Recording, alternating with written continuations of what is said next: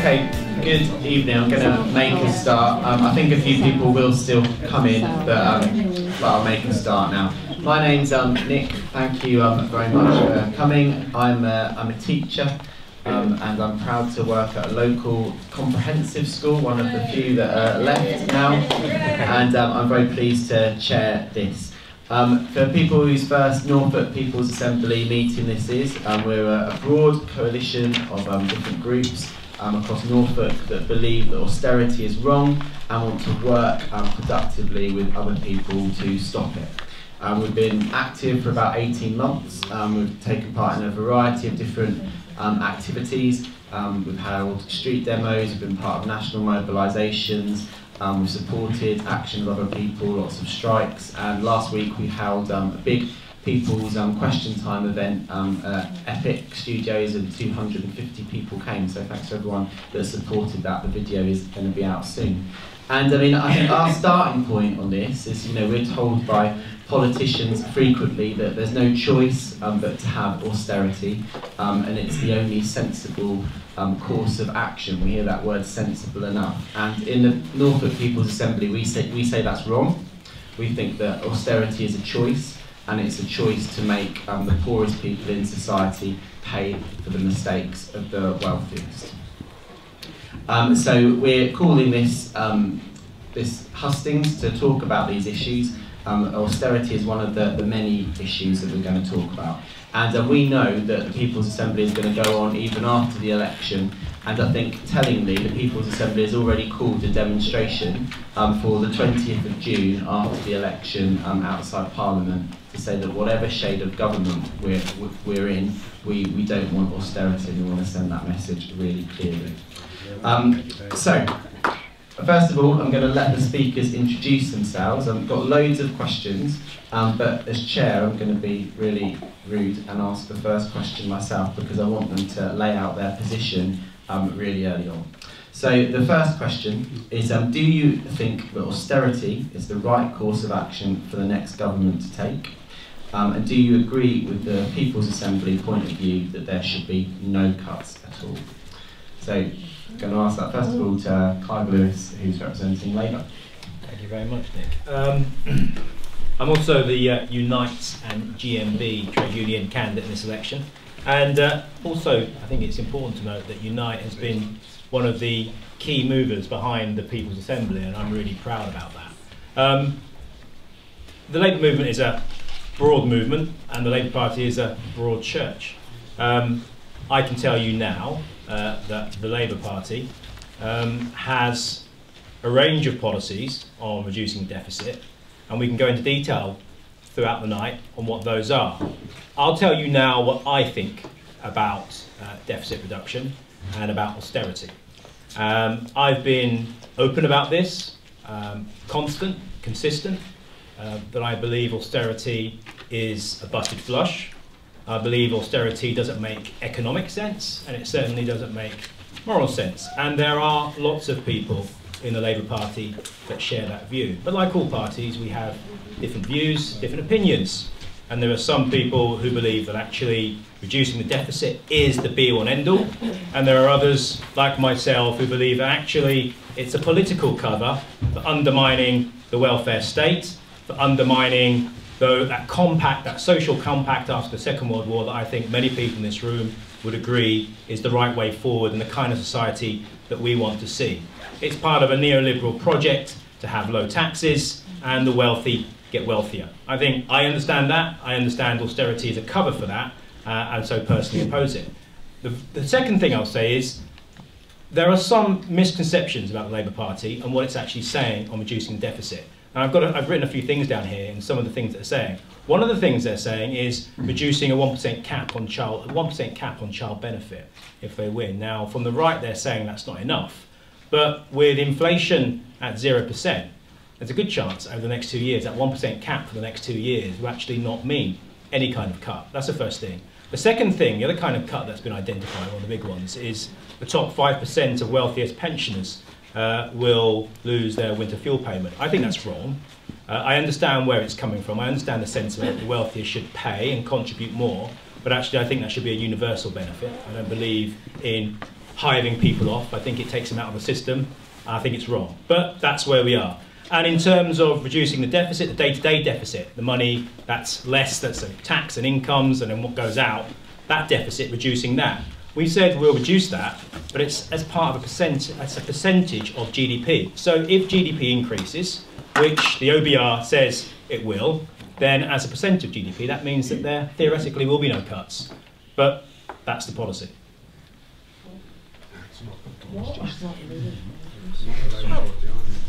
I'm Leslie Graham, and I'm a district nurse and a Unison member, and I'm chanting for a party which is totally opposed to austerity. Hey. There is a better alternative, and we're pursuing it. Hey.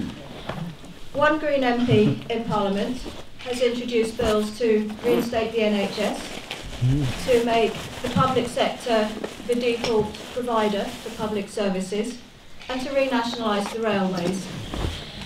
She's also promoting a tax dodging bill and a whole load of other things, which there probably isn't time to go into now. We don't want less austerity, better tweet. We want no austerity. There's no justification, as has been said, for the poor to pay for the mistakes of the rich. And Cameron has admitted that actually he quite likes the idea of ongoing austerity, but he's not here to defend himself, and I don't think anyone could.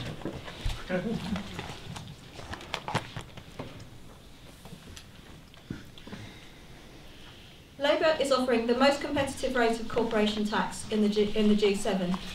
Greens are offering a Robin Hood tax. A Robin Hood tax at 0.01% of financial transactions would raise 25 billion. So presumably 0.4% would completely remove any perceived need for spending cuts. But that's not going to happen under this kind of government because they don't want it to. We would restore the cuts to HMRC, Her Majesty's Revenue and Customs, who actually collect the tax, who've lost a third of their staff under this regime, and money invested in that comes back in at 25 to 1, compared with less than £1 returned for each pound on chasing benefits. Is that my time? Just do another line if you want. Just when I tap, if you could just finish off, yeah. Can you introduce yourself? Yeah, of course I can. Steve Emmons, UKIP candidate. Well, austerity is wrong. Austerity is not fair. The lowest in the land shouldn't be paying for the most wealthy. We have a structural deficit because the Labour Party and the Conservative Party and the Liberal Democrat parties have borrowed so much money that now we've got this horrid social, this amount of money hanging over us like the sword of Damocles.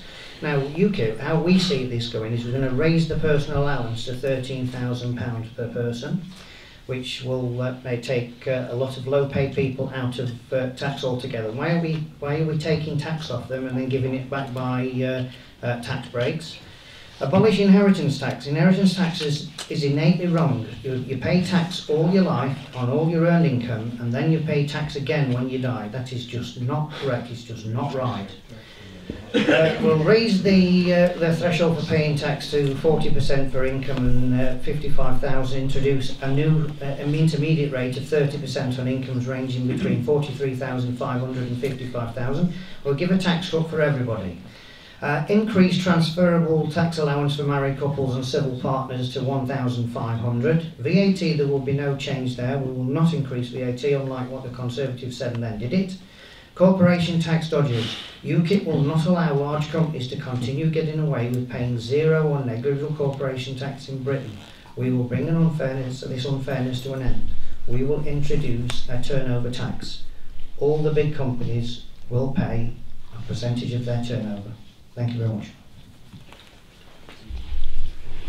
Thank you. Hi, I'm Nick Hardy. I'm an independent from the Dandy Party. Well, we're not allowed to say Dandy Party at the moment simply because, well, the thing's too tedious to mention really, but I'm Dandy Party anyway. Yeah, the Dandy Party stands for Disabled and Not Dead Yet. Unlike the 70 people a week who pass on after being declared fit for work by ATOS or named Maximus. But about this austerity, and the simple thing is, it is a con, a total and not a con. This country's always owed money. We still owe money for safe for sea bubble, for goodness sake. I mean, you know, I mean, it's just one question. If it's supposed to, who do we owe all this money to? Look, I've got to write a cheque here for zillions of pounds. So who do I owe the money to? Nobody can give an answer, can we? Because it is a con. It's just a con for the neoliberal cutthroat capitalists to dismantle the welfare state and keep the workers down. End of story. Recently, 2 months ago, the European Bank suddenly produced 20 billion euros out of nowhere to, you know, to put into the to stabilise the eurozone. But if I can magic all these billions of euros or whatever out of cyberspace, well, if I can make all these figures disappear, it's a purely ideological end story. Perfect. Last 2 people have kept very well to time. And final speaker. Thank you, Nick, and thank you, Mick. I think that hit the nail on the head. My name is David Peel. I stand for the Class War Party in Norwich South. Thank you. I think I'm not expecting this election to be a runaway win for Class War, I have to admit now. So I apologise if I'm wasting a bit of your time. But one of the things that Class War wants to do, and one of the reasons why we're running in this election and why I'm running in this election, is, to put it bluntly and in the richest of the English language that I can find, we want to fuck their shit up. Yeah. I am sick and tired of this rotten, democratic, inverted commas, system where the poor lose out and the working class lose out all the time, irrespective of which political party happens to be in power. And I'm afraid to say that after years and years and years of being stitched up and done over by the Tories, I really expect that to come if they win. But I've also been stitched up and done over by the Labour Party for years and years and years, and I'm sick and tired of watching Labour governments come in, break their promises, then disappear again, blaming everybody else for the reason for why things have gone wrong. So I'm here really to shine a light on the candidates in Norwich South, make them think about what they've got to say, make them stick to their promises, and make their life difficult. Thank you. Thank you. So that was the opening statement from the candidates, and now I'm going to involve you in the audience more.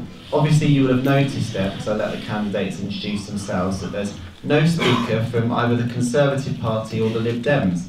And you may be disappointed with that, or you may not be. But we just want to make it clear that we did invite both Lisa Townsend and Simon Wright. I nearly forgot his name. You will. Even though he's my MP. But we did invite them, and you can draw from that what you will. So now I want to hear, as well as from the candidates, from you. I've got loads of questions, won't be able to get through all of them, I'm afraid. So again, I'm going to, once the person's asked their question, I'd like each individual person to ask their question if possible. I can remind you of what you've written if you want. I'm going to give the candidates 2 minutes, and then at any point, if you want to put your hand up and make a comment, ask that you try and keep it to kind of a minute. And kind of ask questions and make statements rather than giving long speeches, but you're welcome to have your say, of course. So the first question is probably from the youngest person in the audience, and as a teacher I had to let Tom, no it's not you, I had to ask... Are we going to get to come back on what's just been said? I was going to kind of let you come back to it within the debate that's going, if that's alright, because the issues will sort of come up. So I was going to, as a teacher, let the youngest person in the audience, Tom, ask the first question. So Tom will have a loud voice. So what are you going to do for my school? And do you want to say what school you're at, Tom? Hewitt. So Tom's at the Hewitt School.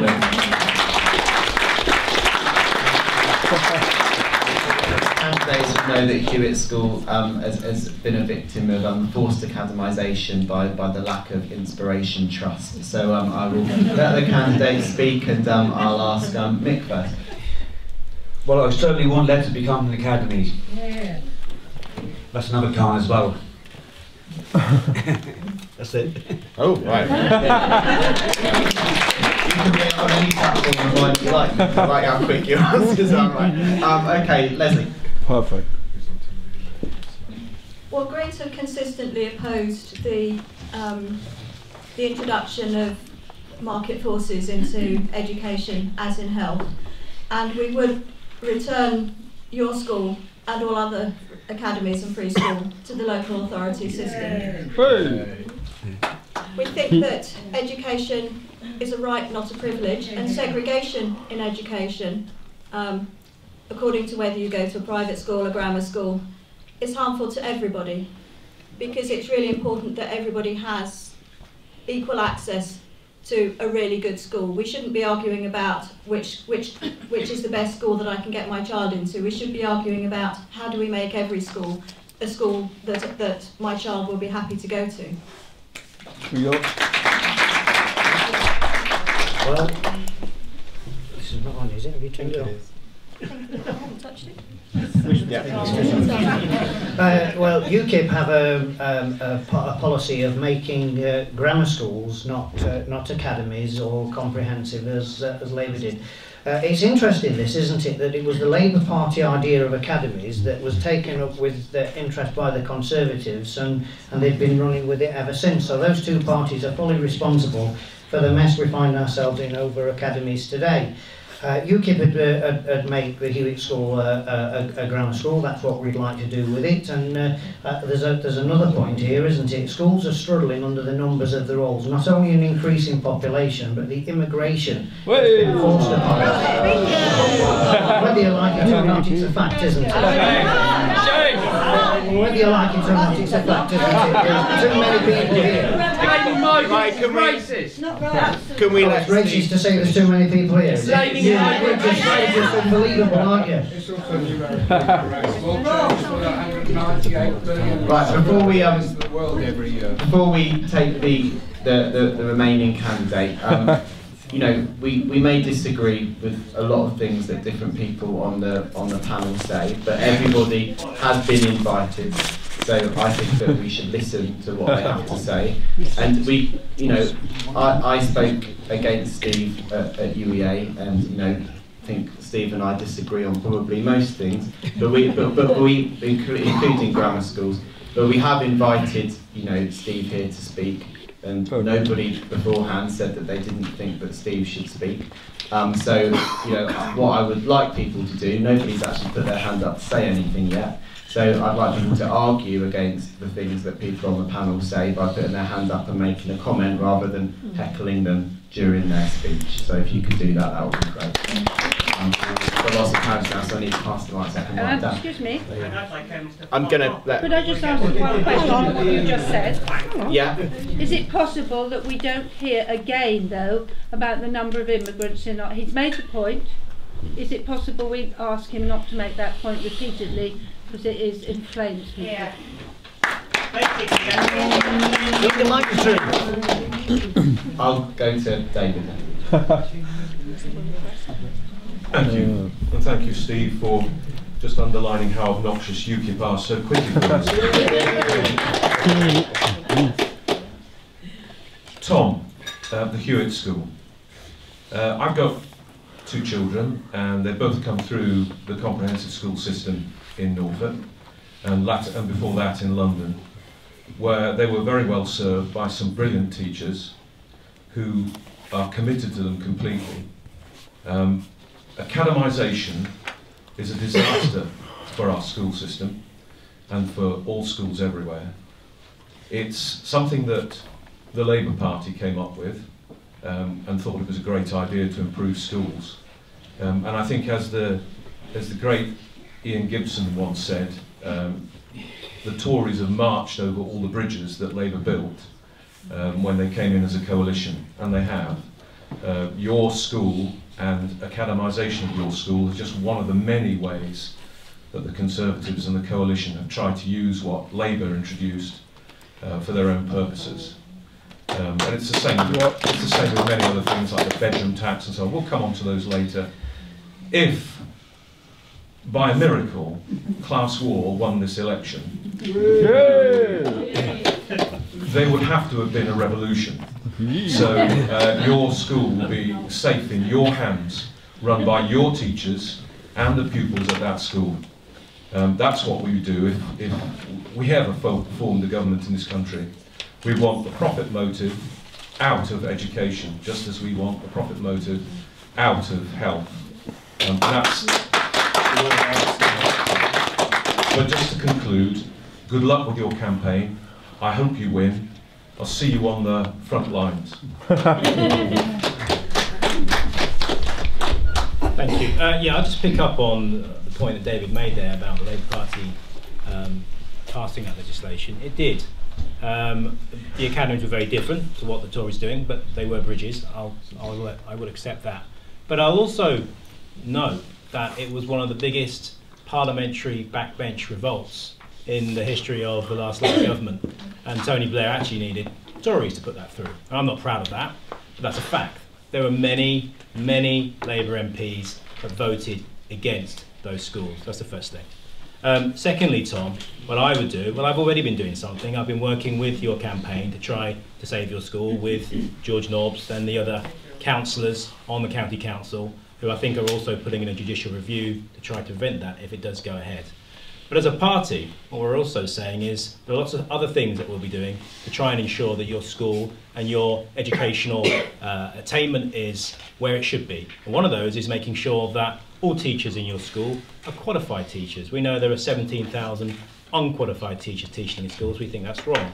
I also think that the academy programme that this government is implementing with free schools is in effect the thin end of the wedge. It is the privatisation of the education system through any other means. And back in the day, when the Tory government was privatising our utilities, energy, gas, where's Sid, you may remember, they were paying us billions of pounds. Well, now they're so brazen, they're handing over our assets, £60 million worth of assets at Hewitt School, over to their friends for nothing. They're giving it away, basically. I understand that. I think most of the people of Hewitt understand that. A couple of other things that a Labour government would do would also ensure that all schools, whether they're academies, free schools or local authority schools, will have democratic accountability. Parents and teachers, trade unionists who are involved with those schools will have an input into them. And there'll also be transparency. I think that's right, and I think that's fair. What do you think, Tom? Good. What would you like them to do to your school? Stop academisation. Yeah. Okay, so we're going to take some people have their hands up. Coming back to Steve's point on immigration, without immigration and without having other people coming into this country, we wouldn't have the food that we have now. We would not have the clothes that we wear. We wouldn't have anything. Without living in multicultural societies, it would be such a dull life. Yeah. And I think that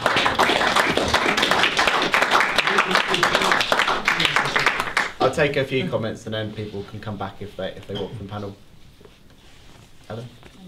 Yeah, this is just a general point, and please excuse me if you disagree, but there are several children here, and I was wondering if people might be able to keep the swearing down to a minimum. There are many, many wonderful words in the English language that can be used to describe things, and I really don't want there to be lots of swear words. I agree. Over the back there. Hello. Academisation, is it just more indoctrination? You know, we're trying to, our government has told our parents that academisation is better for our children, and there is no statistics that say that that is the case. Our children are clearly saying that there isn't a need for these changes. Fair play, little Tom, and I think your school should be free, you know. I think all schools should be free. Even Eton.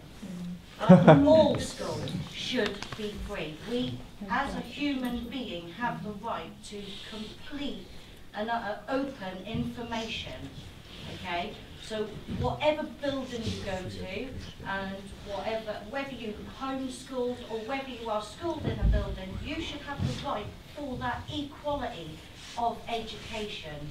The same as we should have a right for equality of money, and equality of life in itself. You know, I marched for the homeless yesterday, okay, among many other about 100 other people. You know, the problem isn't about the schools. The problem isn't about, it's the system. The system doesn't want to be equal. Therefore, the public is not going to be equal. Lady Graham, I applaud you. If you take this back to people, thank you. Thank you. Okay, so I'll take Tim. I'll take the hands up that we've had here, and then I'll ask the candidates to come back. There's lots of other things to speak about. Yep, Tim. I had a question before, and I had a question for Stephen from UK. Is it on the topic of education? No, but it is something that today I've been manifesting. Is it about from the manifestos on education? No. Okay, do you want to write it down and we'll do it later? It's to do with publishing. Oh yeah, okay, well, it's quite different. David. Yes, I'm David Raby. I am actually the Green Party candidate for the City Council in Townclose Ward, where the Hewitt School is situated. We did have a meeting held at the Hewitt School last week, which unfortunately was not very well attended. But certainly I think it's important to make it clear that in my view, and in the view of the Green Party, education is a universal right. And there are countries in the world, Cuba comes to mind, but also Finland, for example, which have universal, free, equal education. And basically people go to their local schools. And there isn't this idea of schools having to compete against each other. Rather, all schools should provide a good education. And I think that's what we have to aim for.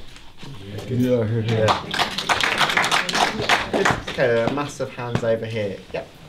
I just wanted to make a general point following on from your question about the Hewitt, because I think the Hewitt is an example, is like an example of the education that is provided in Norfolk in general. I think as a county we are really letting our children down. I think you know, they are exceptional teachers, there are good schools, but generally we've got one of the worst absent, school absent attendance in the whole of the country.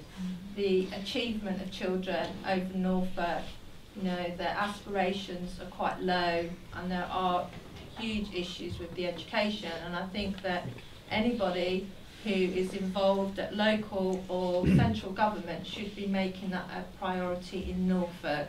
If you're talking about, you know, people finding jobs and stuff, they need to be able to be, you know, competing with other people from around the country. What do you think as a teacher? What do you think is the answer? I'm not a teacher. I'm a social worker. What do you think the answer is? Do you think it is academisation or something else? I think academisation is a huge problem. I think that's really affected looked after children. There is not the pastoral care for looked after children or adopted children, particularly in the academies and preschools. And so I have to give credit to the schools that are still in local authority, that they are much better with our looked after children who already have huge stigma and adversity stacked against them. And the best school in town is Thorpe, isn't it? And that's not an academy, I believe. Okay, so I take two people on this row, and then we'll come back to the panellists. Yeah, it's basically for all the panel. It's about it's education in general, but it's about academy and the tuition fees. Will Labour, will the Greens, will UKIP, will they stop one forced academies, and in particular academisation as a whole, or will they do something like they're doing with tuition fees? Let them put it up to 9,000, then only take it back to 6,000 instead of 3. Because then next time we get the Tories in, we're going to get 12,000, then they're only going to take it back to 9. Why don't they just take it back to 0? Yeah. 9.5. We're interested in doing what the Tories say they should be doing, and what they're putting over and pleasing the public's so-called view from the mainstream media. And in education, I'm tired of them playing with our children's lives, to be quite honest with you. Education should be free, I totally agree, but go one step further. Let's remove private schools and remove that choice, and then everyone would get a good education. The main question is, will they stop academies? Okay.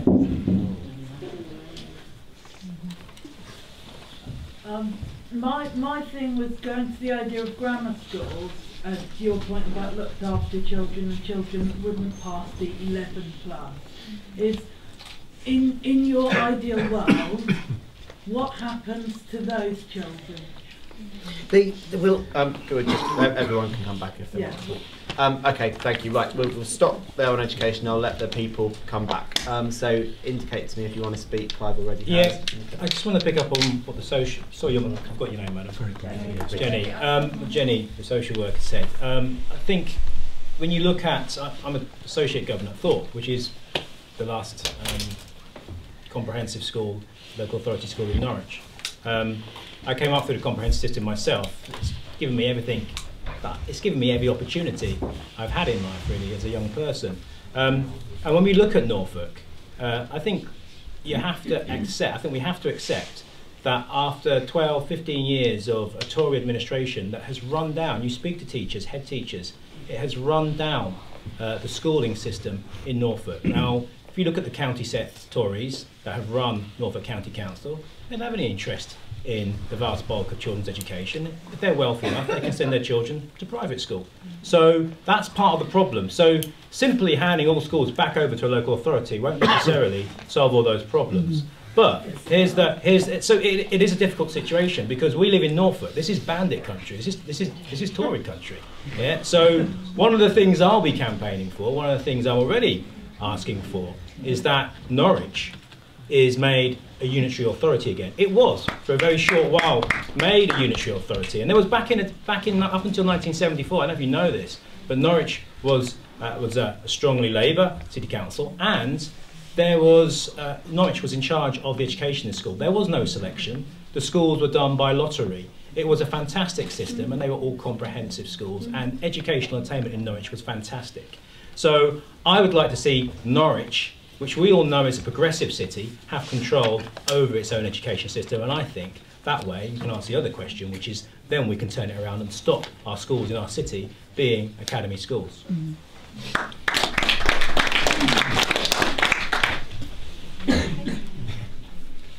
Well, yes to the question of we will stop academies and we will reverse the process and return them to local authority control. We want our schools to be more than exam factories, and our Green MP Caroline Lucas has tabled legislation to make PHSE more inclusive, to include human rights, LGBT issues, anti-bullying strategies, sex and relationship education, and to make those things compulsory, because every child deserves to be well informed about those things. On grammar schools, it's been found that when people think that they're in the 10% that can go to grammar school, they quite like the idea. But when they realise that they're probably in the 90% of people who won't, they're not so keen. And not so many people realise just how elitist grammar schools are and how many people they set up for failure. And another reason that school is really important now, there was a time when the whole idea of educating all people was considered dangerously radical and might even lead to democracy. And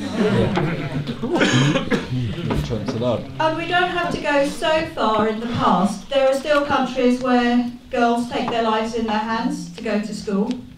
And one UKIP candidate said, oh, we're not going to do very well in this part of London. People are too well informed. So that's why education is democracy, and don't let's give it away.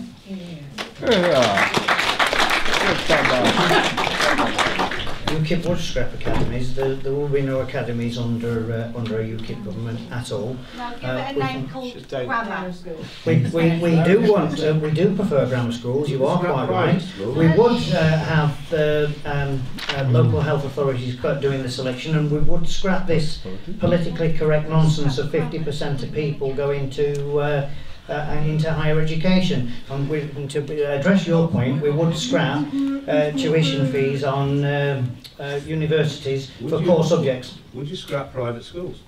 Everyone had to go to a state-run school. Well, then there would be no inequality. We have no policy on scrapping private schools. No, I don't know of any policy on that. We need it, then don't we? We don't enjoy it.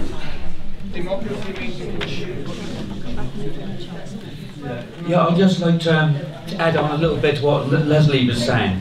I mean, the academies, man, they seem to me nothing more but exam factories.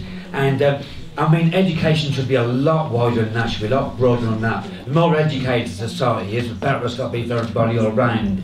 And one thing which upsets me is with all these, you know, these academies like the Isaac Newton Academy just down across the road there and stuff, is the first things that take the back seat is anything to do with the arts. You know, with the artwork, music, anything like that, anything which encourages kids to be creative, to look at things, to be intelligent. They do not want children to develop their creativity, abilities, and use their imagination. Now this is, even if you happen to be a free market capitalist, this is bad news, because if people can't innovate in the future, because they haven't got the imagination to think of different ideas, well, you know, you're stuck, aren't you? You're absolutely stuck, so it doesn't make no sense whatsoever. Well said, mate. Thank you, mate. Yes, I'm going to pick up on something that Darryl said, which is, I mean, class war only have 6 policies, one of which is to abolish all public schools, and by that we mean private education. There is a conspiracy, there are plenty of conspiracies in this country, but one of those conspiracies is the conspiracy of the Eton and Harrow and Oxbridge educated elite who run our country for their own benefit and for the benefit of their friends in the city and elsewhere. We want to smash that cosy consensus between those people at the top of politics and bring real people back into politics again, which is hopefully what this election was going to be doing. But I mean, well, I'm just wondering whether we will actually get as involved as we want to, or we get the government that we want to. I'm not so sure. There's a very strong anarchist current within class war as well, which means that we're not completely slaves to the school system. We also believe in homeschooling and in education of children by their parents and by each other. What's up? There was a nice link in that to the next question, which is from Anne Nichols. Okay, my name's Anne Nichols. I'm not a trained artist, but I am actively involved in community art. So what I'd like to ask of the panel, in this time of austerity and doom and gloom, I think we all need a bit of a laugh every now and again, or a bit of entertainment. So, funding for the arts, a luxury or a necessity? Good question. Good question. A necessity. I mean, art.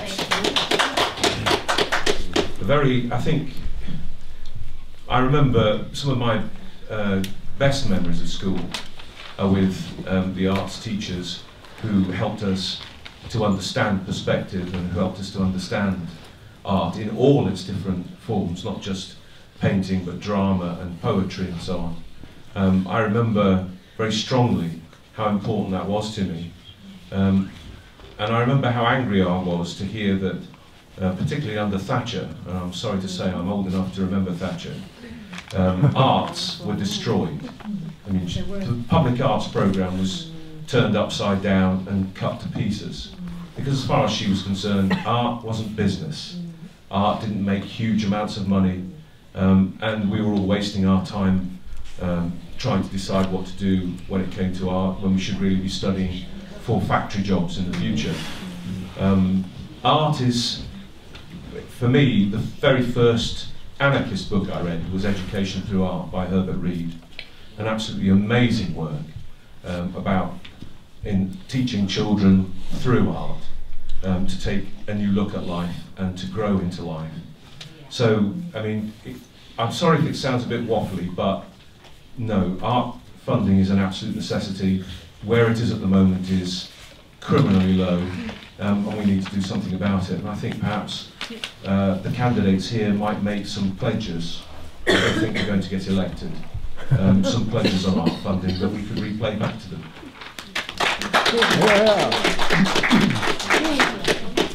Yes, art funding is an absolute necessity.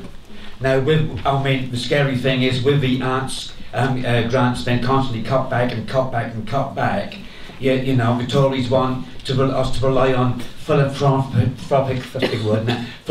millionaires to donate to the arts. So basically, for their own little elitist art schemes and stuff. And I think we really do need to up the funding on the arts to provide funds for small theatre companies, art groups, etc. Because otherwise, where are you going to get the Ken Loaches and the people, the left-wing, gritty people, as you know, who deal with put on really good plays and stuff about what's really happening in the country. The art should not be in the hands of multi-millionaires who just want to donate £1 million to the Royal Opera House while or something to make themselves look good. I think you'll find a complete agreement here as well. Arts and culture are essential to a civilised society. I think it should look also at some of the spending disparities that we have in this country. I think on average, the average Londoner has around about £75 per person spent on them from the arts and culture budget.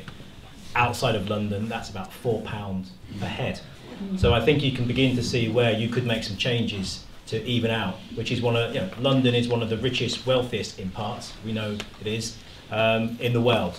And I think that if we want to see the regions have better arts and culture, then I think that's a very sensible way of going about that.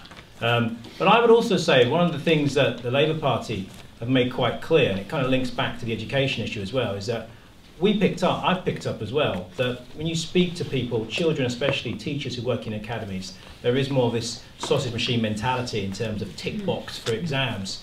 As what we've said is that for any school to be considered a real success, it must also teach to the highest standard arts and culture, history, PE, sport. These things are important too. So I think, yeah, completely, it's essential to our society.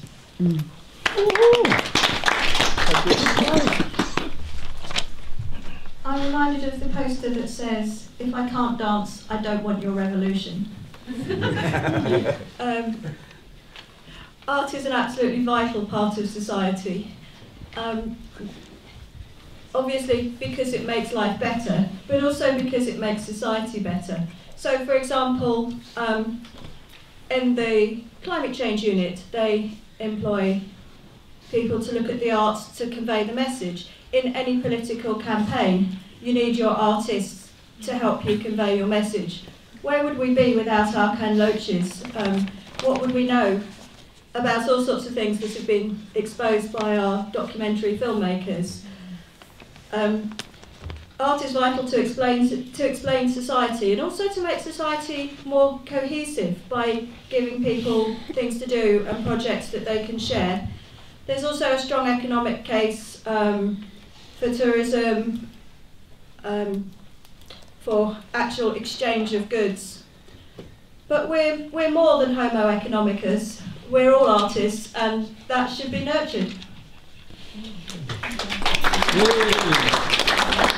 Well, I've just been looking through our manifesto and I can't find anything on the arts. So that probably answers the question. You're going to have to wing it here, aren't you? It's not really written down for me to... What did Goebbels say? When people speak of culture, I reach for my revolver, I think. Well, you know... Yeah, that's my answer.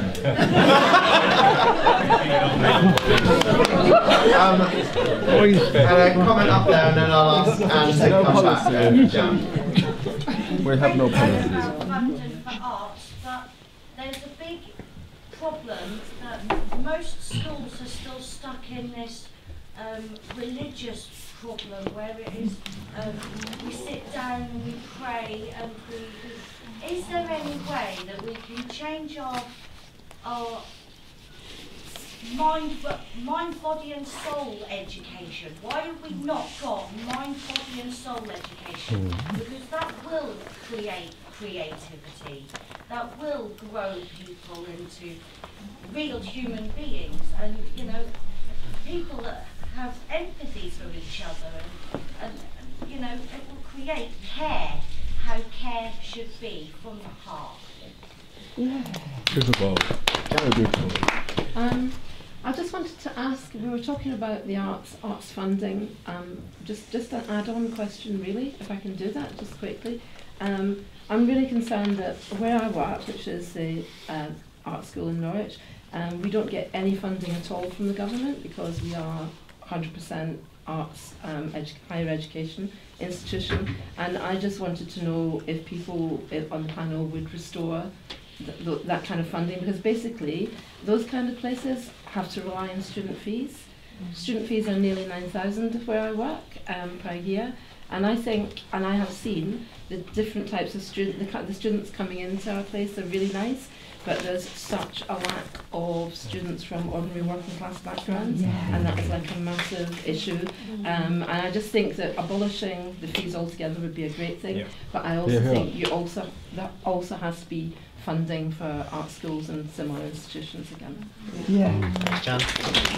Brian, and then I'll let Anne come back, and then I'll come back to the panel. Yeah, in 1972, in the universities of South Africa, that was the beginning of the struggle, the modern anti-apartheid struggle that ultimately led to the collapse of the South African regime, broke out in 1972. Which faculties led all this? The arts faculty. Yes. As for the commerce faculty, well, they weren't there, but the art students were the ones in the vanguard. Now, there's not a mistake why capitalism wants us to live in black and white instead of color. It's not an accident that they don't want sexual liberty. As far as they're concerned as employers and bosses, that's wasted energy. They want us to work for them 16 hours a day. That's why the Victorians clamped down on all these kind of things, because they wanted people not to waste their energy except in the factories where they could pump unpaid labor and profits out of the working class. And until we get rid of this fucking until we get rid of this capitalist system, we will always be fighting to bring life to society. Okay,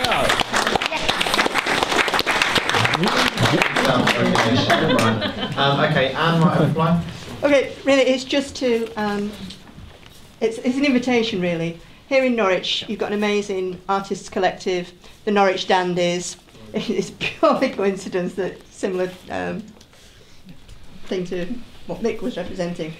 But we've got an arts festival which starts on the 27th of April for 2 weeks down at St Margaret's Church of Art, and we're going to kick it off with what we're calling an arts hustings.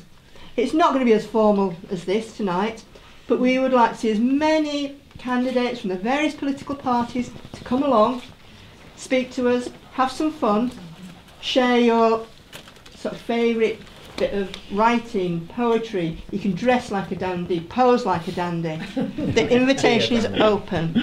We're incredibly friendly and we like to have fun. So that's the invitation to all of you. Okay, even the Tories and Lib Dems. Yeah, you can form your policy from that. Just to pick up on Jan's point, which I think is really, really important. We know that since the introduction of tuition fees, now I'm sure people say, well, you're in the Labour Party, you introduced tuition fees. Well, I've got a little bit of form on this. I've been politically consistent. That's something that's a bit rare in politics. But 20 years ago, I went head-to-head with Jim Murphy and the people, Jim Murphy, leader of the Scottish Labour Party, and fought for grants. Bizarrely enough, Jim Murphy now believes in free education 20 years later. Better late than never. I'm quite happy with that. He's come to see my way of thinking on this. But in terms of university funding, I think there was an agreement. There was a kind of post-war agreement as the kind of the basic components of democracy was that if you had the ability and you wanted to go to university, then the state would provide for you to go there. And we all know that education is a public good as well as a private benefit, but it's also a public good. And if you go to university and you come away and you do go into a super high paid job, then you should pay your taxes, progressive taxes, which should pay for that. That's the understanding that I had, and that's what I believe. Because at the moment, 45% of the students who are paying their tuition fees will never pay them. The state is paying for that already. All it's doing is putting it onto the shoulders of those individual students, which is wrong and sends a complete wrong signal. And the signal it's sending, and Jan picked up on this, is that we now know that because of the tuition fee system, increasingly the humanities at university are being dominated by a small group of the elites. These are the people who will be deciding the decisions in the media. These are the people who will be making the frames for political debate. And increasingly, students from working class backgrounds, terrified of £40,000, £50,000 of debt on their shoulder, are turning to accountancy, to things which are outside of humanities, because they understand that that's what's going to get them a job to be able to pay back this debt. That's wrong. Yeah.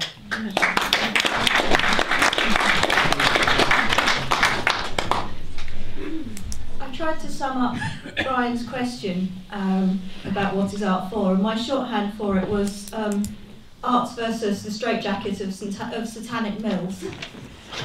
An artistic society is an enlightened society.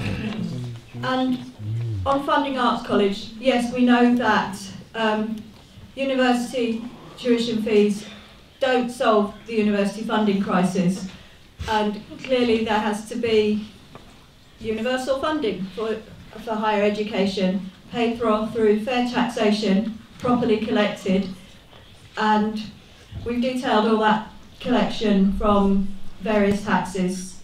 I don't know if we're coming back to tax or if I should say a bit more about it now. Say a bit more now, maybe. Okay, so just a bit. Okay. The headline policy that people are shouting about is the 60% tax rate on incomes over 150k. I don't know if anybody here would feel hard done by if they had to pay a lot of tax on income over 160k. No. But we think that that money has been earned either because people have inherited it, or because they've got a business which runs on a workforce which is cared for and educated and transported by the state. Taxation isn't punishment, it's participation. Somebody asked about RE, and our stand on RE is that religion should be taught in schools with respect, but absolutely not promoted, so that you know what questions to ask and you can make an informed choice about whether you want to be of a religion or no religion, and how you respect people of other religions. And someone else mentioned PC as though it were a dirty word, which brings me back to Brian's question about the fascism of a kind of satanic mill straitjacket where all you're there for is to produce. I'm not sure if you're referring to 1984 or to real life, it could be either, but the PC term came up in 1984. Politically correct was described as, these are the things you're allowed to think about without disrupting society. It got a bad name by people trying to slander progressive people, using considerate language and trying not to offend people with racist language, with sexist language. It was all about trying to make society more livable without and to reduce prejudice. So I'd like to reclaim the PC term, and let's all be people and planetary considerate. Good soundbite. I'd just like to agree with what Jan said about working class people going to art college, because you do not know what the outcome is going to be if you get a mix of creative people in that college. I'll just read out a few names of a few former art students from the early 60s, alright? John Lennon, Keith Richards, David Bowie, all of Pink Floyd. I could go on. And we know what resulted in that, a fantastic explosion of music which brought millions of pounds into this country and spread it around the world. So, you know, I mean, art colleges, they are fonts of creativity. You do not know what's going to come out of them, and that is why, you know, everybody should be allowed to go there and not have to worry about how much money you've got or how much money mummy and daddy's got. Yeah. Thank you very much. Good. Okay, on to the next question, and that's from Natalie. It's on rented accommodation. I work in the housing sector, and I see the effect of the lack of affordable housing every single day. In the past 5 years, there's been gradual reductions in the amount of housing benefit people receive, whilst at the same time a lack of affordable housing being built, which is a ticking time bomb. So I'd like to ask the candidates what they're going to do about this. Good question again. Steve. Yes, social housing, that's a very good one, isn't it? I mean, UKIP obviously want to build more houses, but we don't want to build them on greenfield sites. We shouldn't be bulldozing our greenfield sites and burying them under concrete forever. There are 800,000 houses scattered around the country that can be brought back into general use that are not used. We could be building on greenfield sites. Affordable housing is obviously something that needs to be addressed, and it needs to be addressed now. We've got a bedroom tax which unfairly penalises people and tries to push them down into houses that aren't there. UKIP would scrap the bedroom tax. It's gone under a UKIP government. Woo! Great! Even for immigrants? No, scrap the bedroom tax. I said, don't drop a word to my mouth. Stop it. So, first of all, to Labour Party policy, 200,000, up to 200,000 new homes a year, many of them affordable, will be built under a future Labour government. And in terms of rental, I think this is something, obviously, that building more homes is clearly the way forward. And I think there's a complete contrast there with what the Conservatives have announced today, which is basically to force housing associations to sell their homes, which I think we all understand what it's about. But if you look at somewhere like London, it's going to be, it's basically social cleansing, because what will happen is that those homes will be sold. They'll be sold to the wealthiest once they've gone, and then you'll have basically like Paris, a suburb of basically an underclass on the outside of the M25. That's basically what's going to happen. So up to 200,000 new homes a year. Also, the £30 billion of capital investment money that the Labour government will borrow, that will prioritise housing, and I believe that will be giving more money to local authorities to build more council homes. I'd like to see millions more council homes built, personally. And in terms of rental control, we've also said a lot of people out there who are on 6-month contracts. At the end of the 6-month contract, the landlord says, you know what, either you move or the rent's going up by however much I want to put it up by. That's wrong. So we said there'll be, like Germany, where they have 5-year controls, we've gone for 3-year controls. And within that time, rent increases will be capped, and you will be able to request, by law, a 3-year contract. So rent controls of a sort. I think that's right, and I think it's proper. Good. So, yeah. Thank you. We're looking at building 500,000 homes for social rent. Our one Green MP in one term has introduced a housing affordability, supply and tenant protection bill to highlight the problems of faced by private tenants. It involves regulating rent levels and tenancy conditions, including a default mode of 3-year tenancies rather than a few months.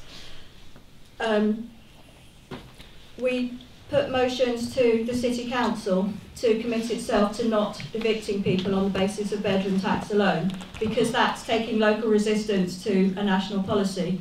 But sadly, the Labour Council has voted that motion out.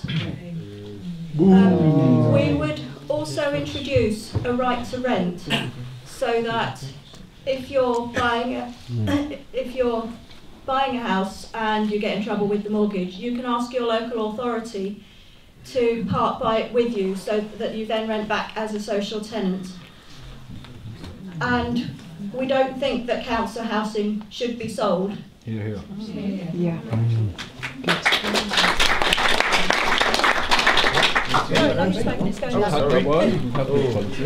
it. Let's do it, David, and then Mick. Thank you. Housing is the new front line in the battle against austerity. I spent a bit of a time in London recently, certainly last year, and got involved in a number of housing protests across the capital city. And one of the things that we noticed as we joined up with each of the campaigns and talked to the people involved is that there seemed to be a central idea flowing from the coalition and their rich backers. And that was essentially that the poor and the working class in parts of London were being driven out and replaced by the rich and people with money. They were actually being driven out of their areas, and some of the best fightbacks against austerity came from working class people on big estates in Hoxton and elsewhere. But what also astonished us was that in each and every case, the councils involved that we were fighting were Labour councils. And we couldn't understand that. We couldn't understand, I mean, call us naive, call me naive. I should have learned my lesson by now. But there we were, fighting Labour councils, trying to ease working class people out of their homes and replacing them with the rich. We found the same sort of struggles when we came to Norwich over the bedroom tax, and we faced another Labour council. We were abused roundly in the Labour council chamber when we attempted to do this by Labour councillors who were angry at the fact that we'd attempted to pick this up and run with it. They didn't like the fact that we were cooperating with the Greens on doing this, but there we are. It revealed for us that it's not just the Tories who are involved in this. Labour are up to their necks in it. They've got a very bad record in London, and London, as far as we can see, is the laboratory. It will start happening across the country, and it will start happening in Norwich. It may already be happening now, with things like social segregation, social apartheid, and so on. So for me, housing is the next big battle. And I think it was a very good question that you put forward. We do need millions more homes. We need to stop this new right to buy nonsense from the Tories and from any future coalition government. And I will just add one quick thing before I stop, because I've spoken for too long on this. When you listen to the major mainstream parties like the Conservatives and Labour talking about their manifesto promises, remember they haven't a hope in hell of forming a majority government at the next election. They are going to be in coalition, so their manifestos are just negotiating tactics. Everything is going to be up for grabs.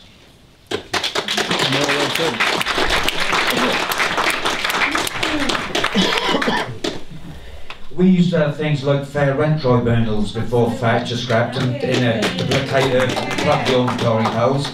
We need something like them reinstated straight away. We also need a lot more affordable social housing. Housing is a right, it's nothing else, it's a right. Everybody's entitled to have a, to have a roof over their head. It's just fundamental, so fundamental, I can't even believe I'm having to say it. And of course, we know all about the right to buy, which is basically to turn blue collar, sun-reading, sort of like Tory voting people to pretend they're born-again capitalists. And now we've got the same tricks now with the housing associations. Yeah. So, which, it's... I'm just waiting for Marina just a poll tax, that'll be one. I've missed out on this one so far. Oh no, we've got the bedroom tax, so I'm sorry about that. So we need more social housing, affordable rents, and a rate reduction for fair rent tribunals, or something similar at least. Well said, Mark. Okay, got some new hands up on the back row, so Pete and then Stan. I think the problem with language nowadays in terms of when we're talking about housing, I think since '79 when Thatcher came in, the vocabulary has changed, and I think there's a lot of misnomers that people have to stop using, like affordable housing, which is actually unaffordable to people. Yeah. Like social housing, that actually is still in the private sector, like housing associations, might be a charitable status, etc., still in the private sector. What we should be talking about, we have to get back to the 50s and 60s where we talked about private housing, public housing, and what we're interested in building are public houses. In the 50s we built, what was it, 200,000 a year, and half of them were council houses. That's what we need to get back to. We need to get rid of housing associations, we need to get rid of social housing. We need control over housing if it's going to be in people's interest. And the only way you have control over housing is to have political control, is to put it into the public sector, put it under the local authorities, which is Thatcher, followed by Blair, followed by Brown, followed by Cameron, etc., has tried to get away from desperately. We need to go back 40, 50 years and let's deal with that. One other point. You could talk about lack of housing because of migrant workers. Come on now. If we were building 200,000 houses a year for the last 20 years, there'd be no problem with housing. Absolutely no problem. Apart from the 800,000 houses that are empty that should be being used and not locked up because people want to keep them because the price is going up and up and up and therefore prepared to keep them empty. Actually, we should have been building for the last 20 years 200,000 houses a year. Wouldn't be a problem with immigrants, wouldn't be a problem with migrant workers. We could house everybody.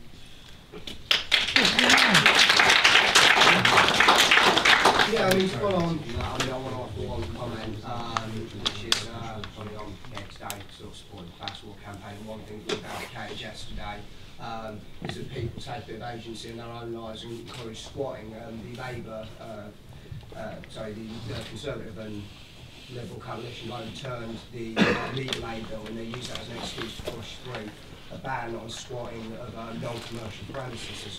And as we say, there are a lot of buildings which are empty in this country at the moment, and that is a massive obstacle to people getting into those buildings.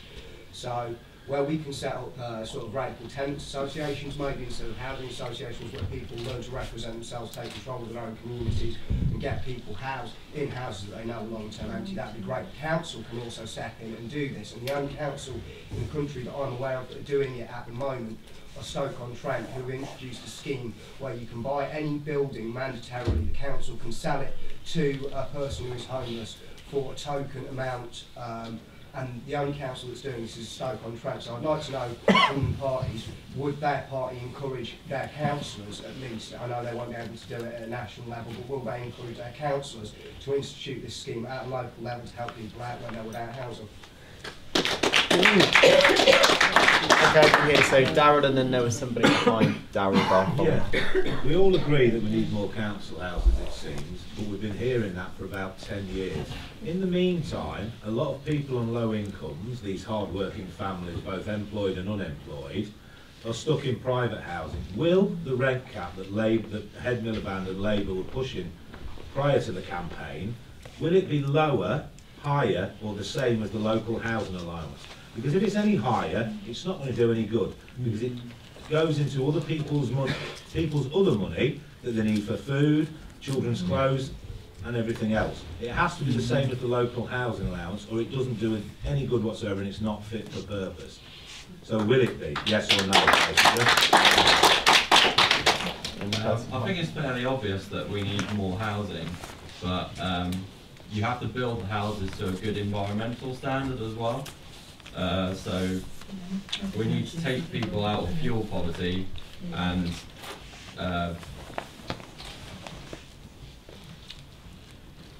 get away from like them paying massive bills to big energy companies by using microgeneration.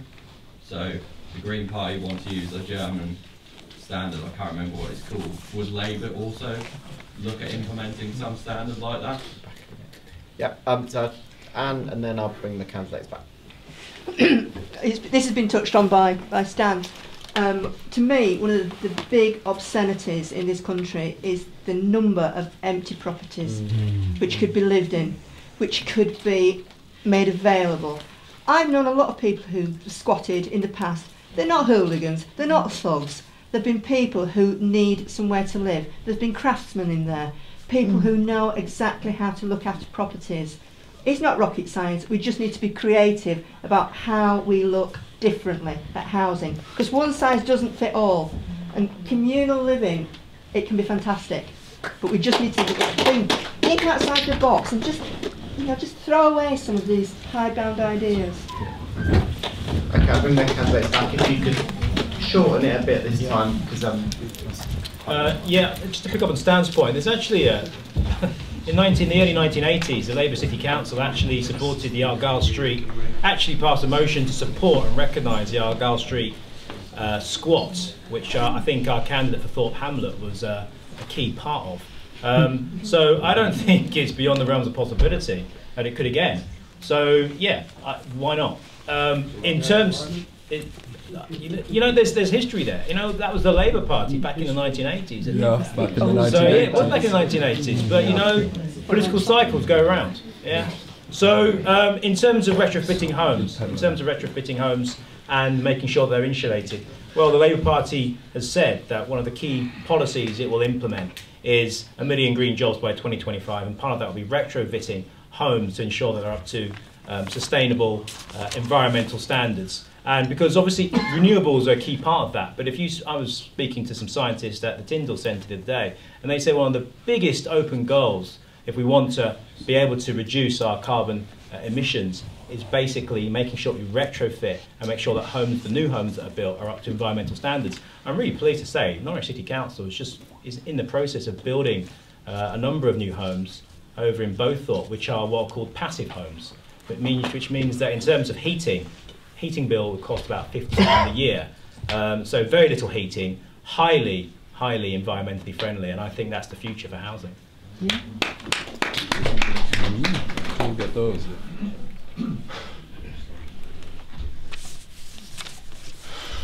I'd really like to know more about your housing scheme and see if we can run with it. I think it's called a mandatory purchase order or something like that.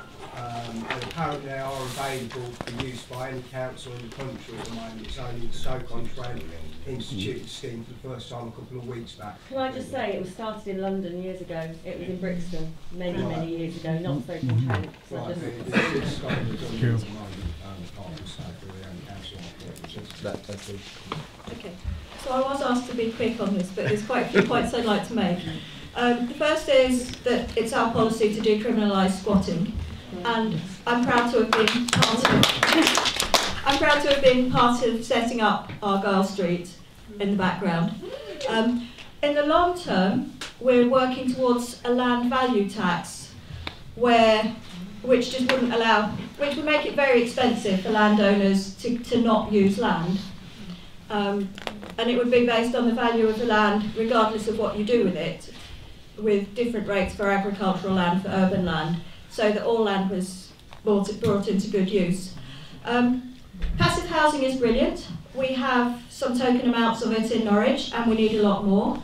Broadland Housing Association are building some of their flats to passive house standards, and because it pays, because with passive house, people can afford to pay their fuel bills, and they're much less likely to get behind with the rent. I'll leave it there. I had my home insulated when I worked for EDF Energy, which I did a number of years ago. They offered me as staff a better rate to have the home insulated, so I had the cavities done and I had the loft done, and lo and behold I dropped 40% of my gas usage, even though my boiler's like 20 odd years old. So it just proves that if you insulate it, and I'd had double glazing previously, that you get a much better bang for your buck, don't you? UKIP would remove all these green taxes on people's energy bills, which would therefore reduce the level of the bills they pay, because the people are finding that they can't afford to eat and pay their bills, so they're having to make a choice. Can I just make a very quick point about green taxes on energy bills? It's about 1% of your energy bill, as opposed to about 10% on nuclear subsidies.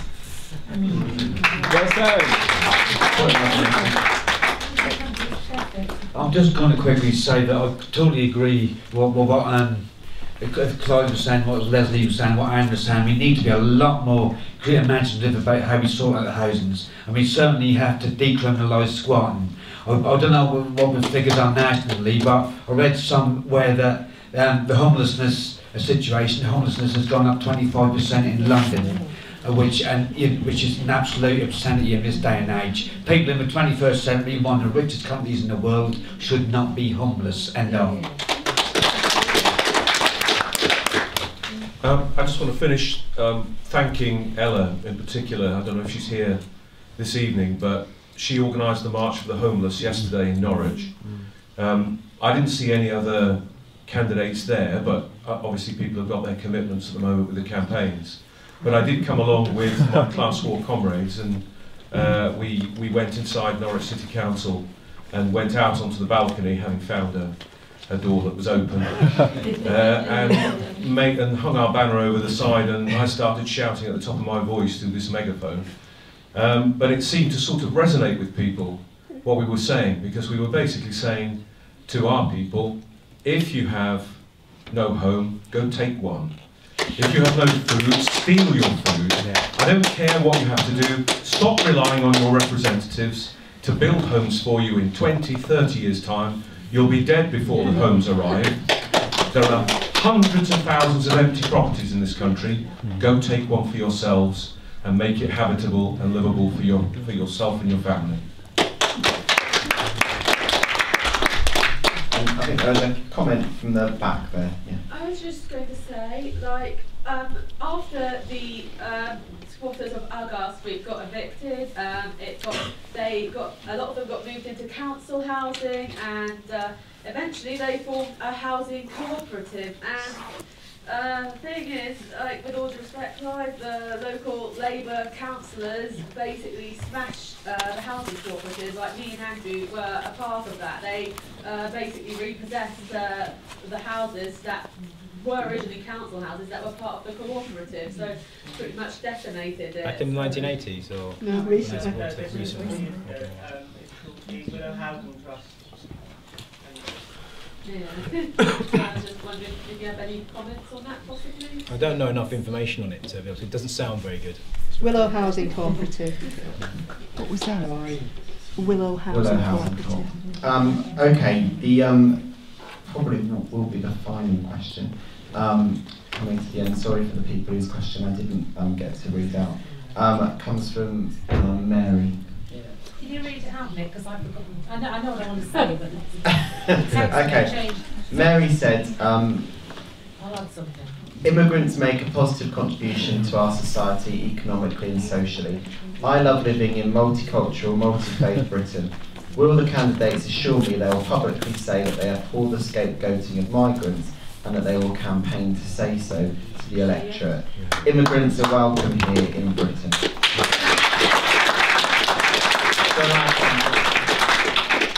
Or you can have a right of reply. Yeah. The point is that two points which people really think of. Immigrants tend to be younger and fitter, so actually this whole argument about them being a drain on the welfare state is complete rubbish. And the other thing about it is they bring more in terms of like economics into the country than they do. And there are, I can't remember the figures, 1 million people, Brits living in Spain. 3 million. 3 million. Nobody ever says anything about the fact that, you know, if we want a free Europe, we want it both ways. But I think every element is welcome here because they make it absolutely positive. And I just think that this election is toxic. And it really distresses me that I have friends who are Polish, I have friends from Pakistan who feel frightened now because of what the politicians are saying. And I just think that's a shame. And I think you lot need to say that immigrants are a positive contribution to society, and I want you to say it publicly.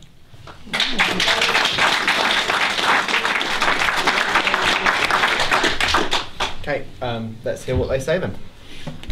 Hi Mary. I'm a first generation immigrant to this country, so I have to agree with you. I have made a positive contribution to this society. You kind of spoilt it a bit when you said that they tended to be younger and fitter. I was once, yeah, sorry. My memory's gone. Well, you're pretty dynamic, David. Oh, thank you very much. No, it's obvious, isn't it? Bloody obvious that immigrants are a positive thing. They make a positive contribution to our country. I love them. I've been around. I remember growing up in this country where there were very few immigrants. When I arrived, age 6, off the boat from Brazil, and sort of saw my first snow and walked into my first white English village, I was scared, to put it bluntly. And I did come up against racism from a very young age, from junior school. I think I remember my first racist remark in junior school from a maths teacher, who in absolute frustration at my stupidity, because I was grappling with the English language and much else besides, threw a chalkboard rubber at me and shouted, "You black." That's all he could manage. Yeah. Whereupon I threw the board rubber back at him and walked out. That was my beginning. That was the beginning. That was the beginning. That was my first experience of throwing things at Nazis. But anyway, you know, parties like UKIP have risen in this country not because the white working class of Britain are racist. They're not racist. But the media are, and the elite are, and they want UKIP to succeed. They want UKIP to do well in this country because they feel that it's a good balance, and it paves the way for them to do some of the things they want to do, not just on immigration, but on benefits and everywhere else. So I think for me, UKIP are a kind of establishment stalking horse, run by a former banker. Apologies. He's not former. Oh, I got the first bit wrong. But we have to be careful with UKIP, but we have to stay true to ourselves and stay true to what we know. The worst thing to be in this country is a racist, because every time you look around, you see the antipathy of everything you stand for. Absolutely everything. British people in their multicultural society getting on well with each other and enjoying each other's space and enjoying each other's literature and each other's music. So I'm afraid immigration at the levels that we have now, and in, you know, I can see capitalists agreeing with me, and more immigration is here to stay, and Steve is just going to have to live with it. Well, I quite agree with everything what David's just been saying, really. I mean, just think what a dull, boring, grey world we'd be living if we lived permanently in the 50s. You know, I mean, and with such diversity. And at the end of the day, there was 4 major waves of integration before the Stone Age was over. I mean, to be fully British, you'd have to be an inhabitant from the old Stone Age, and that'd be a hell of an isolated community, wouldn't it? And I mean, and also, you know, rather than pull out of Europe, I mean, you always get, it's all the stuff, it's divide and conquer. It's divide and conquer all the while, the oldest trick in the book. Yeah. And rather than severing ties with Europe, I'd rather sever ties with America. Let's not forget what I'm saying. Thatcherism and Reaganomics was a product of the Chicago School of Economics. So we've got American-style capital capitalism. We take part in American-style colonial adventures and warfare. We've got American-style obesity crisis. We're now approaching American-style vast prison population. But, yeah, and it just goes on and on and on. So yeah, all the stuff about immigrants is simply divide and conquer. The oldest trick in the book. Well said. Yeah, just before I go on and obviously talk about immigration, I mean, David, I just wanted to say, I agree with most of what you said, but I mean, for someone that's brought my race into this, describing me as a house nigger, I kind of find what you've said about challenging racism. When I came into this election, I kind of expected, maybe from some of those on the right, that my race might be brought into my politics. But I didn't expect it to come from the left, and I found that quite disappointing. There was more said, but that's all I really want to go into. So yeah, you big words on immigration, but you know, practice what you preach as well, I would say, and I would suggest that. On the other issue of immigration, clearly, I think it's quite clear as a first-generation immigrant, my dad's from Grenada, I think my dad would disown me if I said anything other than that immigrants have contributed to this society. Not just coming into this country, but immigrants as well, black people, they helped create this country. You know, if you go back all the way through to empire, through to slavery, the Industrial Revolution was built on black people, on people from around the rest of the world. So let's not forget that. The wealth that this country enjoys now has come from that. And I know me and Steve had a bit of an argument about this when he talks about overseas development. Well, you know what, Steve?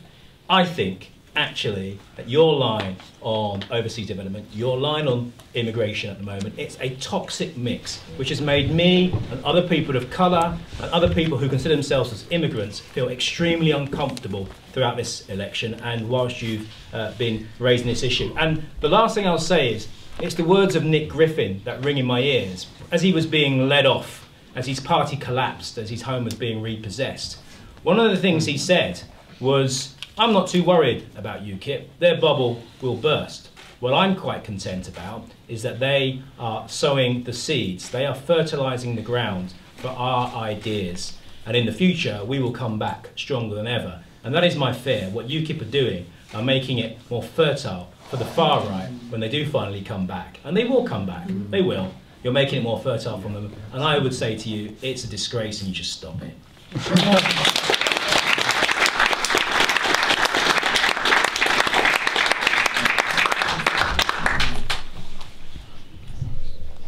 I'll start with the boring financial argument about immigration, which is that if we didn't allow immigration, the NHS would collapse.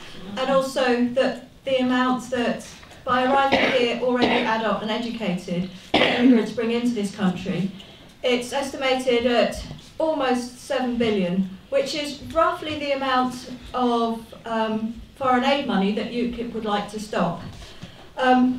More importantly, I think, is looking at the balance between free movement of people and free movement of money. So our financial transaction tax would go a little way towards redressing that balance.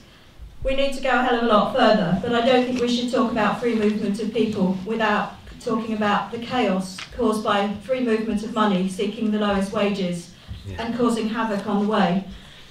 And most importantly, Hitler didn't get elected on a platform of killing 6 million people. He got elected on a platform of German jobs for German people.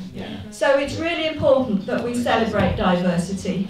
And the Green Party is producing a mug that says, "We welcome immigrants." Thank you. Well, I suppose I'm going to be the one that has to upset you a lot. Immigration is not about race, it's about space. Immigrants are not the problem, it's the current immigration system that's broken. It's an absolute sham. We are treating people differently from different parts of the world. UKIP want to reform the immigration system. We want to put a 5-year moratorium on immigration for unskilled workers, which will enable the unemployed already living here to find work and already working to see wage growth. We want to introduce an Australian points-based immigration system to manage the numbers and skills of people coming into the country. We don't have a problem with immigration, we just have a problem with the numbers that we've got arriving. So that's what we would do. Okay, got some new people put their hand up, which is great. So Luke first. Hi, I just wanted to say, I was going to say earlier, but given what Steve just said, I think this might have some more relevance. I think that immigration, hopefully I'm preaching to the converted here, is a great thing for this country. However, I think if you want to be the devil's advocate and say you're some sort of hard right, Thatcherite, even you have to admit there is a net bonus for immigration. When you look at the 1,000 people who crossed on a boat from their war-torn country across the Mediterranean to get to Italy, and you say, no, go back. How could you possibly say that when they have had the hard work and the sheer grit and determination to put their lives and their families' lives at risk to get a job? Julian. Yeah, I'd just like to say that immigrants don't reduce wages and working conditions. It's employers determine wages. And what we're seeing is the biggest factor on reducing wages and working conditions are benefit sanctions and the erosion of the welfare state. Because the erosion of the welfare state puts all the power with the employer and takes it away from the employee. If people are afraid of losing their job, they will take lower wages and lower working conditions. That is where the problem lies. And I'd like to say, well, that Labour actually introduced benefit sanctions with David Blunkett back in the 90s. So Labour are part of the problem as well, as far as I'm concerned. And don't forget Labour introduced the work capability assessments as well, Clive. You can come back in a minute. Right, people in the front row. Yep. Right. I want to know specifically from each of you what you are going to do about the bedroom tax and how you are going to deal with Maximus Atos assessments. They are cruel, they're medieval, they're killing people. How can you not do something about that? Okay. It's disgusting. Well, that bit of a different one, but very important question. So we'll try and get that in the answer as well. Yep. This probably sounds a bit strange, and I'm not anti-immigration at all, but I'm picking up on what Leslie said about people coming in and the fact that the NHS could collapse without immigrants, and the Labour Party want to employ another 20,000 nurses. If this country scrapped education fees, could that then be 20,000 nurses that are employed from this country? Immigration isn't usually something I usually come in on anymore, but I thought I would just add this in for just, I don't know, what the heck. It isn't just about the colour of your skin, which I know is obviously usually, because obviously that's the most obvious thing, but I just want to share with you my experience of in the late 1980s, early 90s, because I come from the Republic of Ireland. From what I can tell, we had a reciprocal agreement with the UK, and Great Britain was then called, with freedom of movement, no passports, nothing had to be shown. I presume it's because Great Britain almost destroyed Ireland and took it over, so that was one of the reasons, so we could come freely. But having lived in the late 80s and 90s, when the IRA was still in, well, kind of, they'd gone up, but they were still in fairly full swing. There was a particular incident that occurred with the Marine barracks down in Deal in Kent, and I lived in most of my adult life in South East England. Very small town, council estate, people, very small attitudes. What I got from that was, my brother, my uncle visited, I had the police on my doorstep because they thought they were part of the IRA, because they were visiting me. I was given some furniture by a neighbour. I was like, you shouldn't be given this woman furniture, she's part of the IRA. And I had the most bizarre. And I had loads of things for her to say. It was a small town in South East England, but then it's not that many years from before that, my parents' generation, my uncles were saying, you know, and I actually thought they were making up. They said, don't forget, when we came to London, Birmingham, wherever in the 50s and 60s, it had on the doors, no blacks, no dogs, no Irish. Yeah. And I really thought they were making, it can't be true. But I say, I have had other racism. That was probably the worst, because there was a bombing, particularly as well, it killed musicians. They weren't actually soldiers in the barracks in Deal. A lot of people killed, so very emotive. They even, the local supermarket, like, took Irish cheddar off the shirt. I mean, it was really quite horrendous living through that. But I say, I've had such different forms of racism through my life in that way. So even though you're not, it still comes up. So I just thought I'd add that into the mix, and it isn't just about that. Thank you very much. I'm an artist, so the fact that UKIP don't have an arts policy makes you kind of irrelevant to me, which is perfect. So then I'm addressing the rest of the people. I'm okay with Dave, I'm okay with Mick, I'm okay with Leslie. Clive, the problem I have with you is that everything that you say, I feel is like old Labour. It's kind of what I want to hear. But actually Labour Party isn't going to do all the things that you're shouting about and shouting for. I don't want to pick on you, but that's what that's what I want to ask. I mean, we've got the work capability assessment killing people.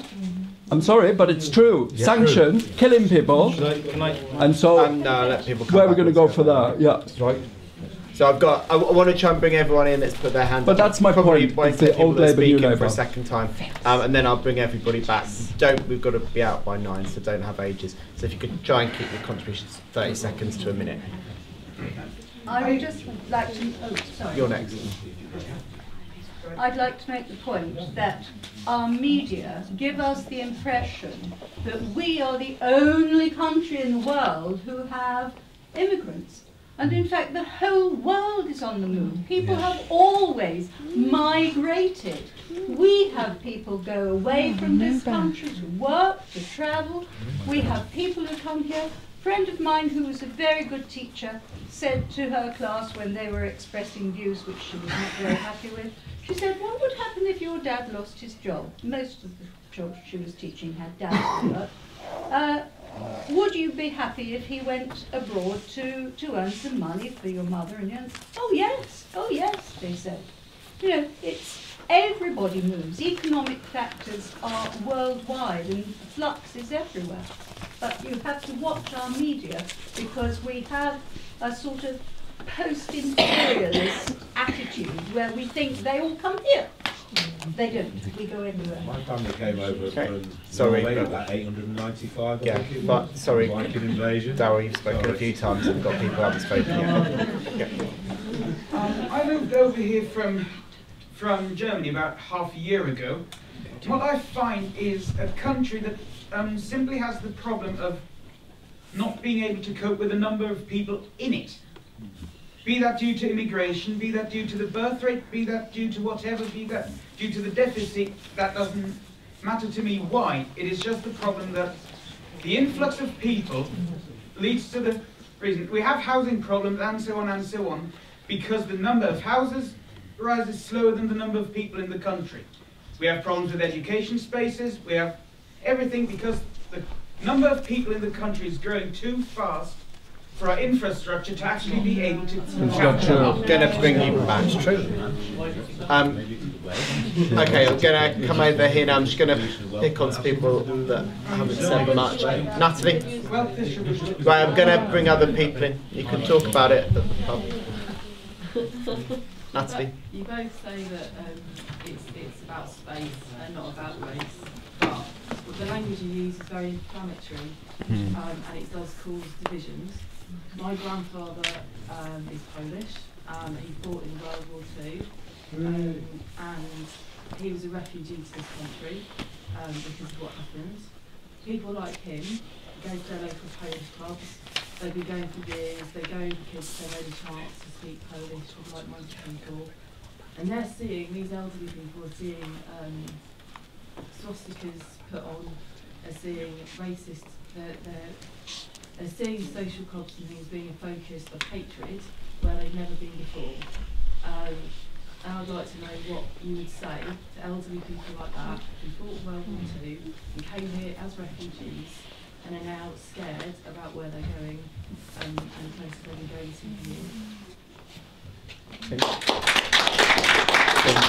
I wanted to deal directly with what the guy over there said, and Stephen said about space, this argument about space and too many migrants. I think it's nonsense.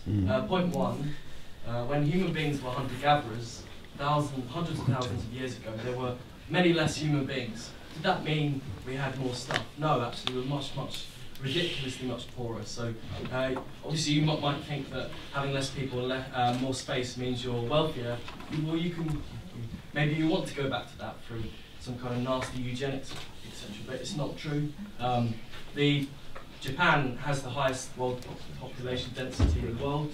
They have one of the most advanced, wealthy countries in the world. Russia has huge amount of space and population density is tiny, and they have their economy is falling through the roof. So it's not true. Number one, space, and point number two, which is linked to this, which is you're just blaming people. It's how things are organised. Most of the people in Britain live in a small amount of space, not because we don't have enough space or whatever, but because most of the land is controlled by the rich, by capitalism, and it's how it's organised. And the last question, which is about the Labour Party, I agree with everything Clive has said, but I'm disappointed with the in their manifesto that they want to control immigration. I'm extremely disappointed. And as a unionist as well as a United and the mug that they produce where they publicise it. So I'm disappointed. Okay, thank you. I'm going to bring Brian in for 30 seconds, David in for 30 seconds, Mary in for 30 seconds, and then we had somebody that hasn't spoken at the back, and you can speak for as long as you like within reason, and then I'll bring the panellists back. Okay, so very quickly, please. Okay. Yep, you go first. There's 32 trillion in tax havens. There is a minimum of 8 trillion sitting idle on the balance sheets of the major corporations. there's something upwards of 20 trillion sitting idle in the international banking system. That is enough to create between half a billion and a billion jobs. And if capitalism was working, there wouldn't be a need for people to move from country to country, desperate for work. The problem isn't immigrants, it's capitalism. And UKIP is financed by the rich. Why? Because UKIP's purpose, its sole purpose, is to deflect anger sideways instead of upwards against the capitalist system.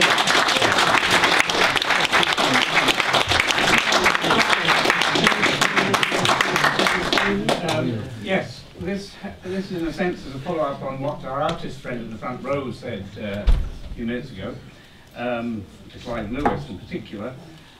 If on May the 8th, when the votes are counted, there is, as expected, no party with a clear majority, given that both Labour and the Tories have shown a marked reluctance to ally with any of the smaller parties, one possible solution, which has been floated by a Labour MP, is what's called in Germany a grand coalition. That's to say Labour and the Tories governing together.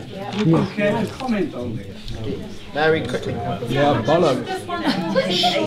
We're really pushing time, if you're guys. rich, you can move round the world wherever you bloody like. True. Roman Abramovich, Rupert Murdoch, you name them, any of them. They can go where they like, they can live where they like. But if you're poor, especially if you're poor and a different colour from the country you're coming to predominantly, then you're absolutely not allowed to be free-movement. You can't do it. All immigration controls are racist in effect, because what they're saying is we don't want the others, the people who are different coming into our country.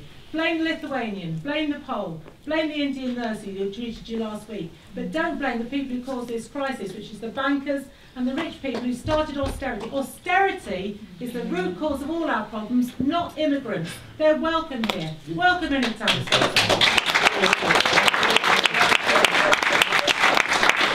Last comment from the floor. One of the things that hasn't actually been mentioned yet is the issue of our Asian population, and I wondered, like, each party's kind of like outlook on that, because they haven't mentioned this. Did you say ageing? Asian population. Okay, that's another thing to throw in. Okay, I'm going to bring everybody back.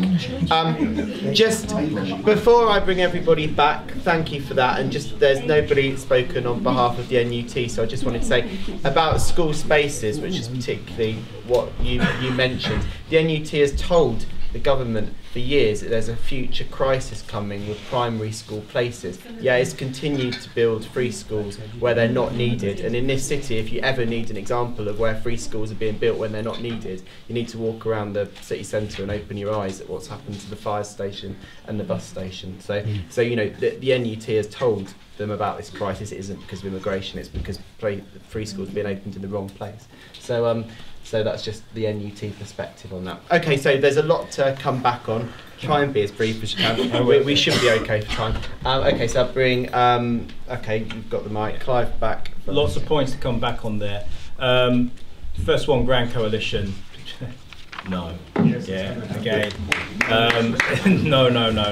So would you leave your party if it was in the offing? Well, good question. I don't. Do you know what? It's like if Martians land and attack Parliament. I just don't see the Labour Party going into a grand coalition with the Tories. And I think, you know, we haven't got time. Let him finish. Do you know what? If the Tory could suggest that, but you know, is that realistic? There's far more chance that we'll go into coalition if the SNP are a major force in politics after May the 7th. Far more chance that we'll go. I mean, it's an infinite more chance that we'll go in with the SNP. That's more of a reality. So no, and it's not something I'd ever support. In terms of, I think Vince's comment about I sound more old Labour. Well, I just think I'm Labour. You know, we only have to differentiate between old Labour because of new Labour. Yeah, I worked and campaigned against getting rid of Clause 4. I fought for student grants. I've been politically consistent the past 20 years. Now, I can't say we're all going to agree on everything every time, but I'm pretty sure I know where my politics are on a large number of issues. And you know what? If you read my blog, read my website, heard what I've said, you'll know that as well. And in terms of that as well, you know, I'm not the trade union candidate of 2 key trade unions, plus supported by Unison Eastern, for no reason. You may have noticed that many of the candidates that the trade unions are supporting are good, solid socialists, and I'm proud to be one of them. Like so, well, you know, when you finish with your racist crap with me, David, I'll deal with you. But so let's just stick to the questions. So in terms of old Labour, new Labour, I'm Labour. That's the first thing. That's what I wanted to put my point across. In terms of an ageing population, I think it does link into immigration, because this is an issue that isn't discussed. I see in 5 or 10 years' time politicians on panels on Question Time and so on pleading with young people across Europe to come to this country because of the ageing population.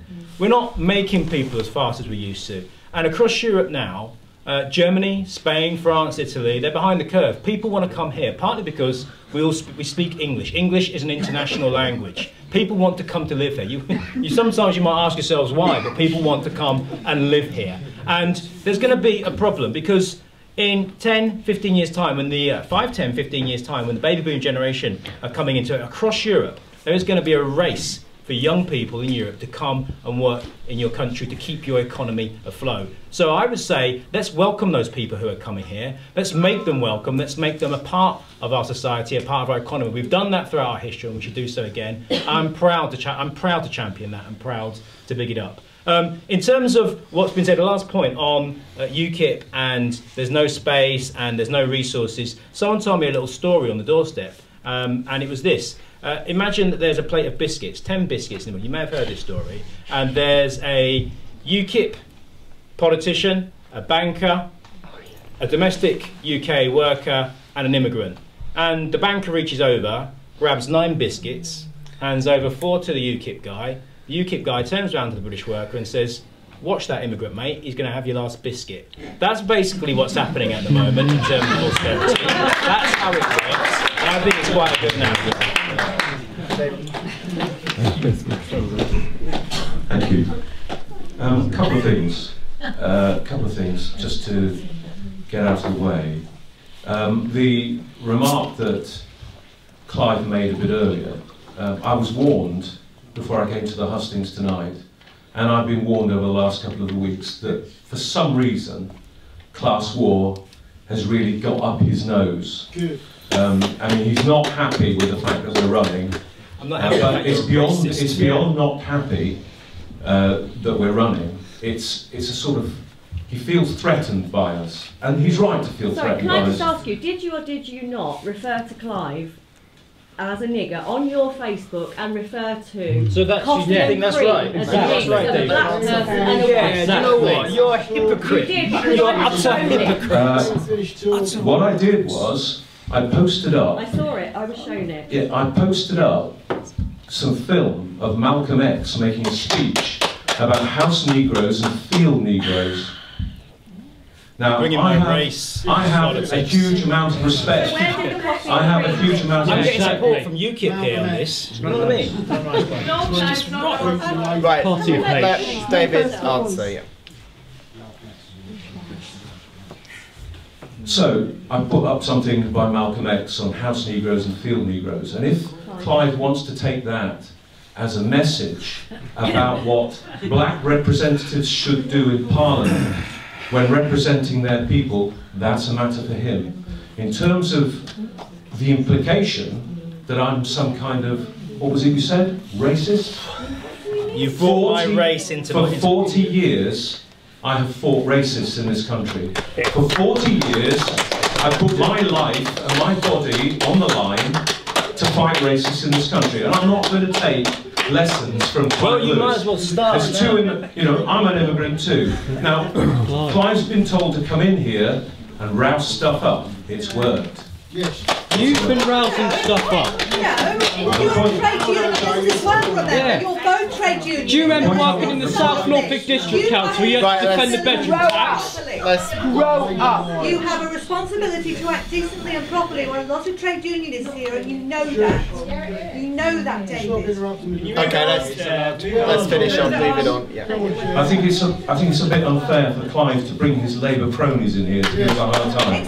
What about your cronies at the back, wearing the anarchist t-shirt? Finish. One of the things I want to finish off on is something that we haven't mentioned in this election at all, and that is the cover-up that's going on by MPs in Parliament of the abuse of children. That's not something we're going to talk about because some of these wannabe MPs don't want to talk about it. Yeah. They want to talk about other things. Beware. When we get sorry, I'll finish up, Nate. Yeah. If the abuse of children by MPs comes out in this country, they are finished as a political class, and it's long overdue. Thank you.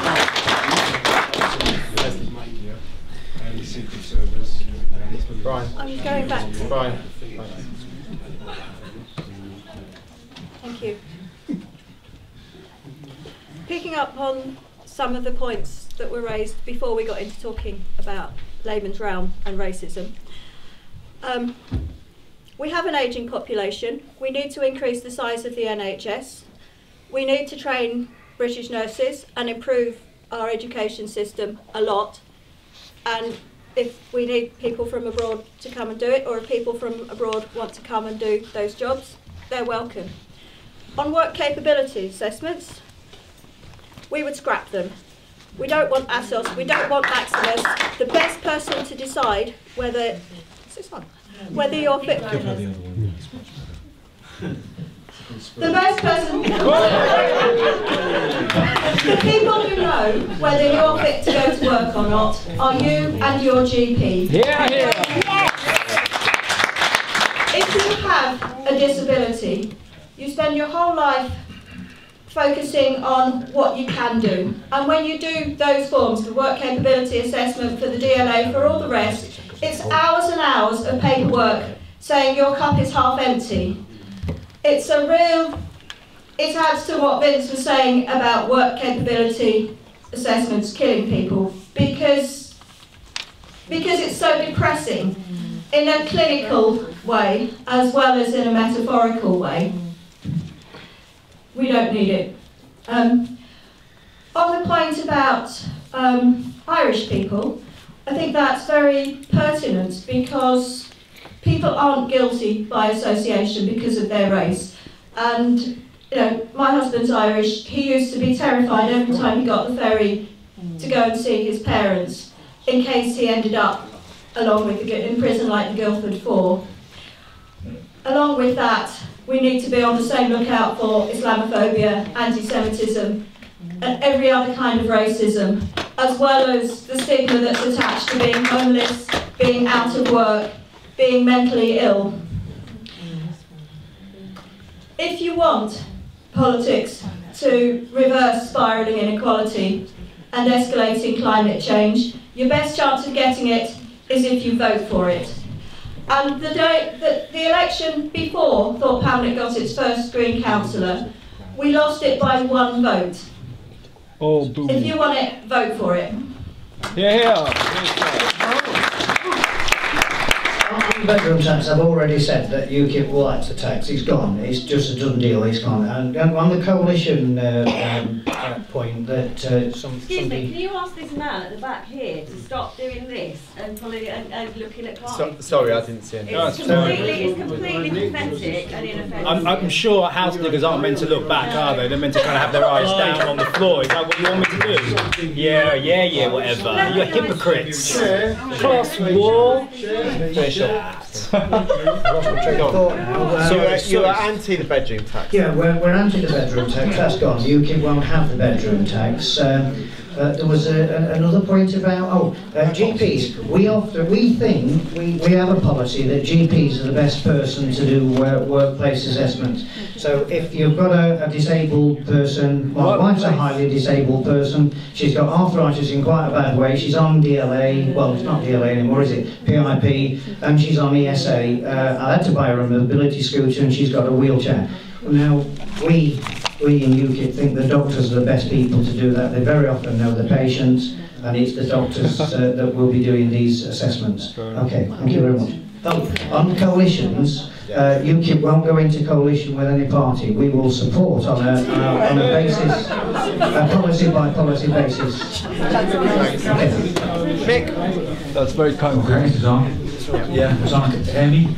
Yes. Well, okay, now about disability. Now, this, I think this whole immigration thing is just a distraction from the real points. What we want to talk about is people. What we want to talk about is people who are dying, who have died.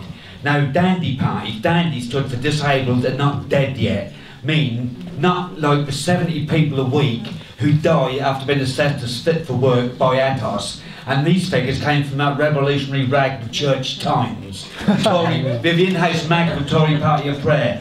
We are not talking about, this is what we're talking about, we are not talking about the 10,600 people who have died after being sanctioned by the DWP, some by their own hands. These figures are from the National DPAC, and they are straight exclusive figures.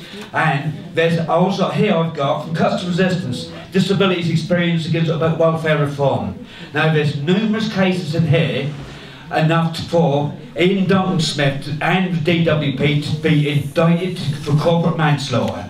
And this is where they should be. And under Theresa's May, let me just, where are we now?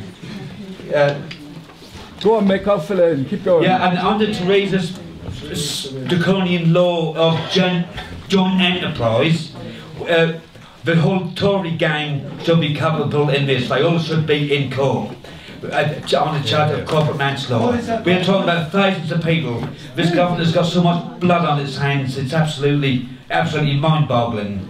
And there'll be, here we go, here's one here, I'll just read this quickly, right? David Clapson, a former soldier, had left his last job to care for his elderly mum. Before that, he had worked for 29 years.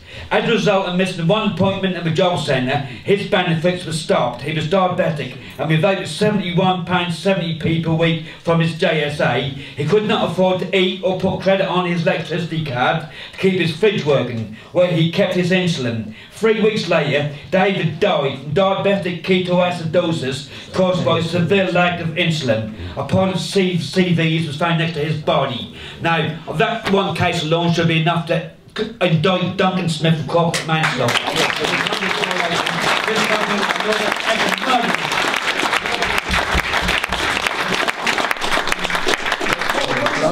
Thank you very much. It's From Cuts to Resistance. What's it called? From Cuts to Resistance. Published by the National Disabled People Against the Cuts. Okay, we do need to finish now, regrettably. Thank you very much, everyone, for coming along. You know, I kind of sensed on Facebook and Twitter it's sometimes been the positive things do to be very apathetical about this election, but I think tonight kind of shows that the passion that there is. And it's true, you know, no matter how we would like some of the parties to be different on austerity, that working people who are anti-austerity will feel very differently on the day after the election if things go one way than they will do if things go another way. So there is a lot to fight for, but the People's Assembly will be here afterwards, and we're planning to demonstrate straight after the election in June. So please get involved in that, and please give generously. There are collection buckets for the People's Assembly, so please give generously and support us. Thank you to the candidates, and thanks for coming.